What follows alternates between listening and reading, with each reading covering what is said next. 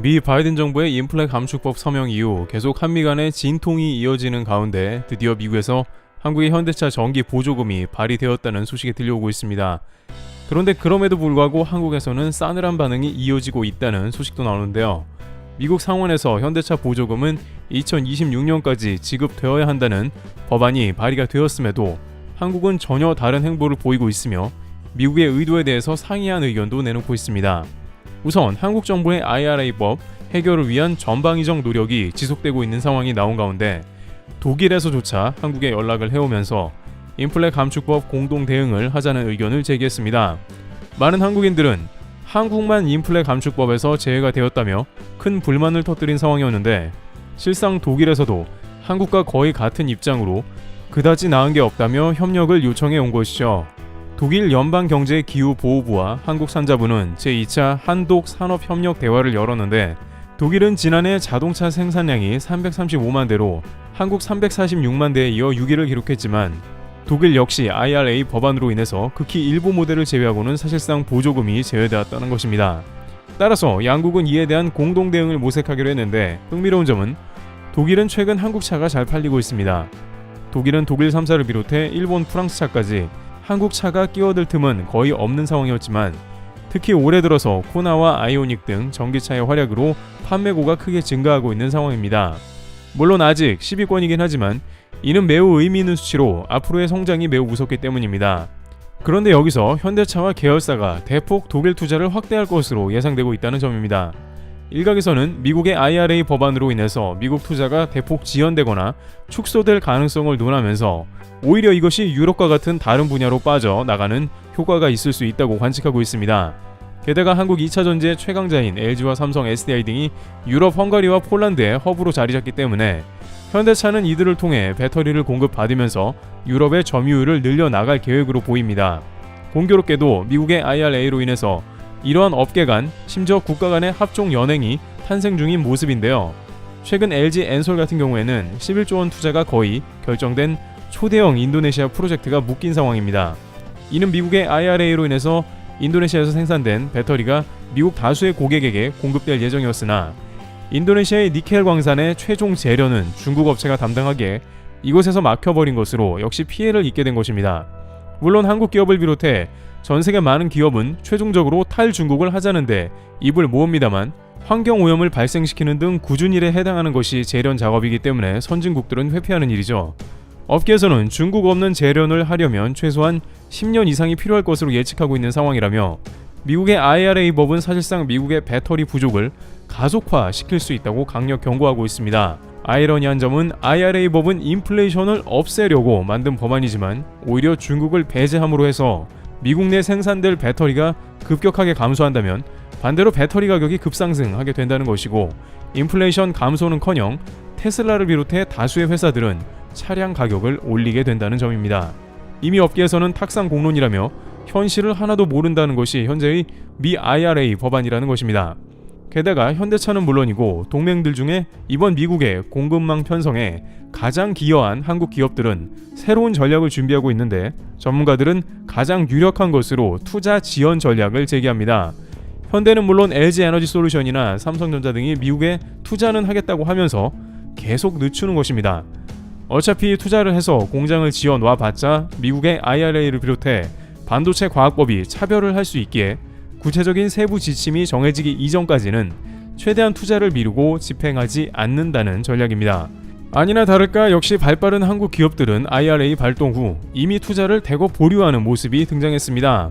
LG 에너지 솔루션은 미국의 새로운 배터리 공장 부지에 대해서 돌연 아무것도 확정된 게 없다고 밝혔습니다. 문제는 새로운 배터리 부지로 알려진 인디애나주 공장은 미 의회가 보조금까지 확정했다는 것입니다. 관계자들은 아이러니하게도 LG가 이렇게 발빠르게 대응한 것은 미국이 아닌 중국의 경험일 수 있다며 과거 LG화학 당시 중국 지방정부에서 막대한 세제 혜택과 무료 공장 부지 대여 등으로 LG를 유치시켰지만 결국에는 중국 전기차에서 LG 배터리를 제외한 선례가 있었는데 미국이 이를 판박이처럼 따라했다면서 한국 기업들은 산업 분야에서 정치적 리스크를 가장 경계하게 되었고 놀랍게도 미국이 중국같이 그랬다는 것이죠. 미국과 중국이 다른 이념 국가이나 동맹국들이나 관계국들의 하는 행동이 상당히 비슷해졌다는 겁니다.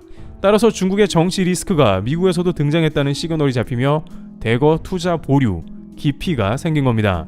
이는 동시다발적으로 벌어지는 일로 현대차의 경우엔 멕시코 라인을 EV 차량 공장으로 개조 확장 중입니다.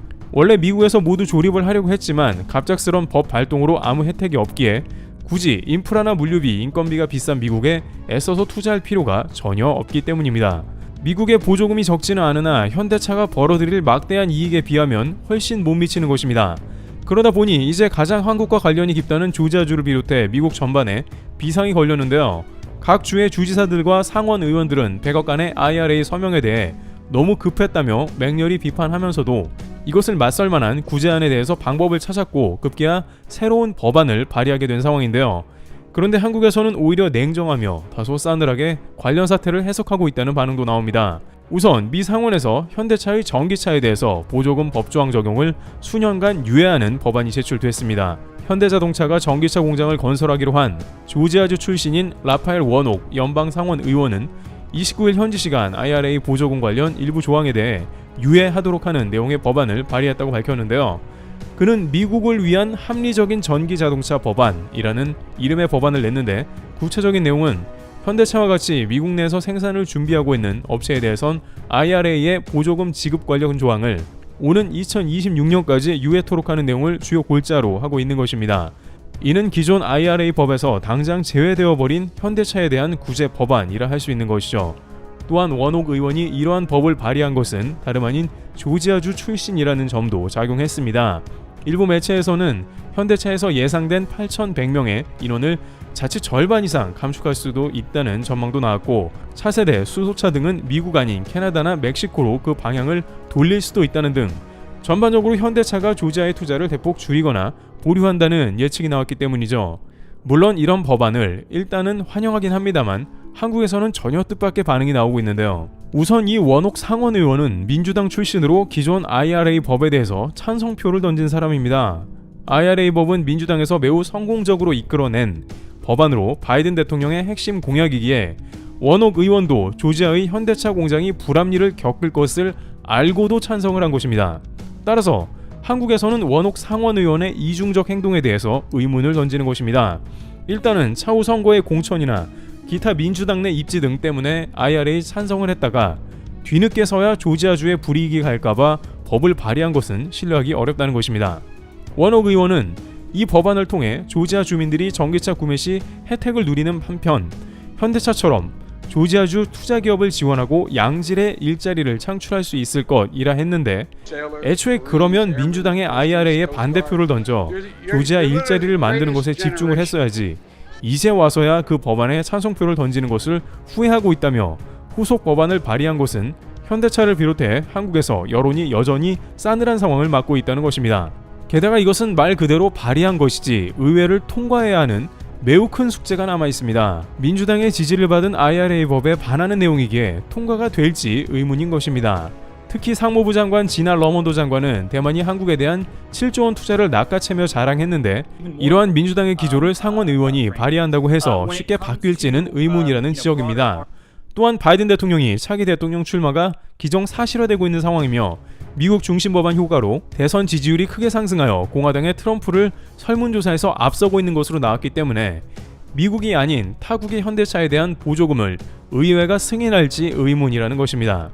따라서 이러한 일련의 민주당과 조지아 상원의 발의가 통과 안 될 가능성도 높다는 것입니다. 그런데 이러한 가운데 이미 글로벌 최고 수준의 정보망과 네트워크를 가진 한국 대기업들은 이미 미국 외에 거의 매일 새로운 거래처와 자원 발굴 라인 등 협력을 넓혀가고 있습니다. 물론 이는 미국의 IRA 법에 발맞춰서 공급 라인 다변화를 해야 하는 상황도 있겠습니다만 미국의 투자 자체도 줄여나가는 동시다발적인 움직임으로 미국의 부작용이 벌써 나오는 것이죠. SK온은 호주에서 리튬을 조달받기 위한 광범위한 협력을 하고 배터리 생산을 가속화합니다. 또한 SK온은 광물 채굴과 함께 각종 배터리 밸류체인 내 추가 사업 기회를 모색할 것입니다. 채굴과 동시에 배터리가 제조되면서 전기차까지 원스톱으로 가는 방향은 모든 국가가 원하기에 이와 관련할 수 있는 협력 방안이 있는지에 대해 미국 외에 다른 국가들이 떠오르는 것입니다. LG는 캐나다의 광물 확보를 상당히 진행했고 더불어 현지 배터리 공장을 신설하기도 했습니다. 미국에서는 바이든 정부의 재집권을 위해서 정치적인 무리수를 두다가 일정 부분 이상은 다른 나라에 그 투자 지분을 양보한 셈이 된 것으로 한국 기업들은 냉정히 투자처를 물색하는 것이죠. 이와 같이 미국에선 현대차 보조금 지급법을 발의했지만 이미 늦었다는 의견도 나오고 있습니다.